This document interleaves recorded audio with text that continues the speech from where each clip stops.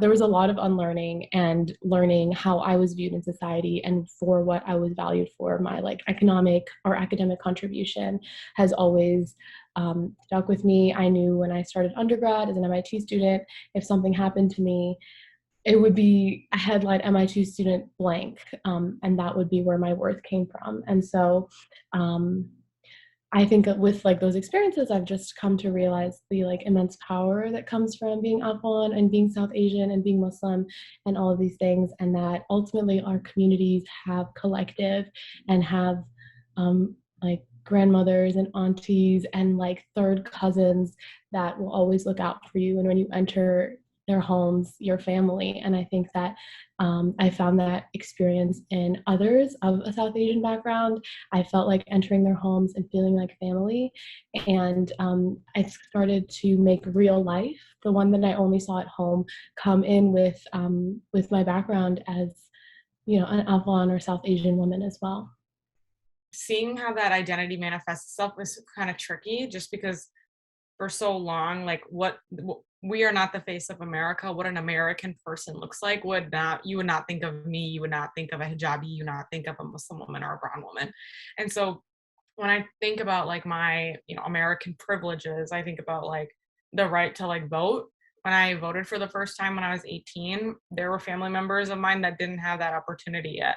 So that's where I saw that privilege come in of like, I was I was born here, my mom was born here, and we all have this right to vote. Um, I made this video for this fellowship that I had, and it was about generational power.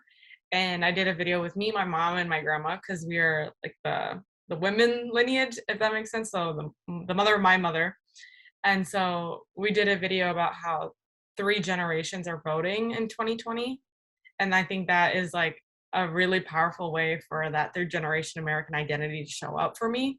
Just because my grandma was saying that, the first time she voted was in the 90s. My mom voted also in the 90s. And then I am voting in 2018 for the first time.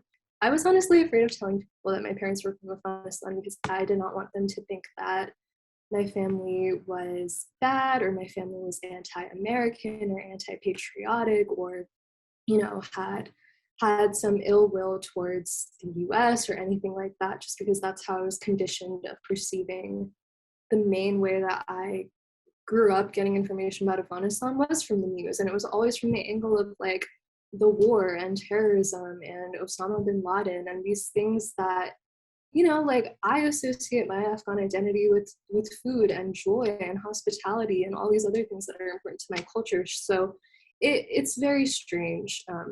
I think strange is the best, lightest way to put it. So in the sense of like realizing how close my two identities, and then in these cases, I'll like refer to both like my identity as a Muslim American and my identity as a South Asian American. Like kind of like bridging or kind of like proving the inseparableness to myself rather. As I said, like, it was, for me, it was as simple as, being able to like speak like these two languages at home and then like another language outside. Was as simple as, like wearing shalwar kameez to like Pakistani cultural events or to the mosque, and then coming back and then, just wearing like what I'm wearing right now to school. It was as simple as being able to talk about like Pakistani history and Pakistani politics in Pakistani settings, and then coming back and then having all these like intellectual discussions, but rather in English this time around at school. These were all the like many things that proved to me that like these identities, they are not separate from each other. They can exist within one body. They can be, like applied by one body without any problem. But it was just like in terms of like even like little things that happened over the course of like my middle school and my high school years, that it kind of, at some points, it just felt like I'm the only person that I'll be able to prove to that these identities are inseparable. I remember this incident when I was in high school with one of my like former friends' fathers. So so this one time I was having like a sleepover with at my friend's house, and like I was playing around with his little brother, and his little brother got injured. Like I threw something wrong, and then it ended up hitting him. And then it was just like it was something that you'd expect, like two kids playing, one of them is bound to get hurt. But after a while, it's like, okay, like the parents were like very mad at me the night that this happened, and it was rightfully so. And it wasn't their like anger which I, had a problem with, because it was completely justified, and in a sense I could see my mom being the same way, or my dad being the same way. It was the fact that the next morning the father came to like apologize or forgive me. I still don't know what it is, but he was like, oh, um like, I'm sorry for what happened last night, but this is what happens when you mess with an American. Like, you saw what we like. These are just vague recollections. It was something along the lines of like, you saw American anger in Iraq. I don't want to do that to you, or something along those lines. It was just like, wow, like this is the most, like slap on the face apology I could ever receive in my life. This is like, once again, like these people thinking that I'm only at like my identities are separable, and to them I'll never be an American. So it's like in these moments it felt like even the small things that I was doing, like, proving to myself that I can do two things at once. I can speak English and Urdu. I can, like, any, like, these manifestations of proving to myself that these identities are inseparable. At that moment it just felt like so trivial. It was like, okay, like I can prove to myself, but how do I show the world? So a lot of times, like the identity labels, quote, that I have for myself, they're more of a way for people, like externally to people, to kind of like recognize me and like just make it easier for them to like, place me in like whatever boxes that they have in their head. But to me, the words are, again, just like it's just method of communication. But to me, like my community lies when I really feel like, this is my community, is when I'm with the people that like are a part of that community, And so in any space, I will seek out those people and try to spend as much time with them and be as energetic as possible and being lazy with them, and, just talking our passion and just, being whoever we are, because that's where we get to be whoever we are, right? And that is our culture, is who we are, right?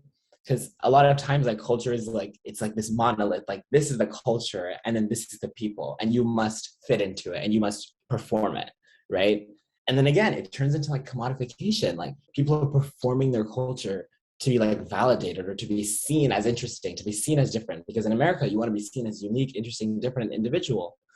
And so then culture is used to accomplish this, when again, that's not culture. Like like, well, I mean, who am I to decide what isn't culture? But I'll tell you that isn't culture. I wish we lived in a world where we didn't have to distinguish from each other, because I think this is the land of immigrants and colonizers. But I think what makes an American is, that cultural understanding and cultural sharing. Obviously it's not like that, but I think when I bridge them together, like it's more of like bringing South Asianness to Americanness than bringing Americanness to South Asianness. I see it as being Afghan Hindu. I think for me that is different than being, either just Afghan or Hindu. And so just I see that as one thing.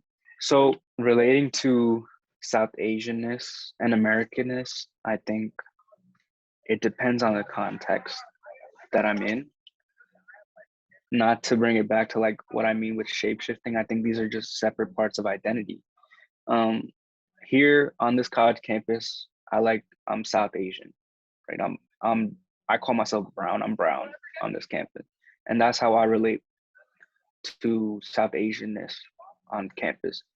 At home, they see people everywhere. I have no reason to call myself South Asian. That type of identity, I don't need to say then. And Americanness is something I'll never bring up. I almost feel no attachment to the word Americanness at all, because Americanness brings such a negative connotation to it that I don't even want to be associated with Americanness. Americanness means a lot of war, and America means a lot of oppression. So I don't relate to American, but I'll say when I go to India, or when I used to go to India, you're highlighted with you're American. You're highlighted as American. You're highlighted as American. Now you can't find community in India. You can't even find community with your cousins because you are so other. You are like an oppressor. You are America. That doesn't really resonate with me now. That's what Americanness means to me. As we talked about 9/11, there were difficult times where, you know, with my family and with me, I just felt like, oh, this part of me doesn't have to be as, you know, not publicized, but other people don't really have to know about it. But I feel like as time goes by, like my identity is my everything, you know? And so I feel like I'm becoming more and more comfortable expressing myself as a Muslim woman. Um, so yeah, overall, that's just me as a South Asian Muslim girl, just, you know, hoping to be the best person she can be and helping out her community and giving back. But yeah.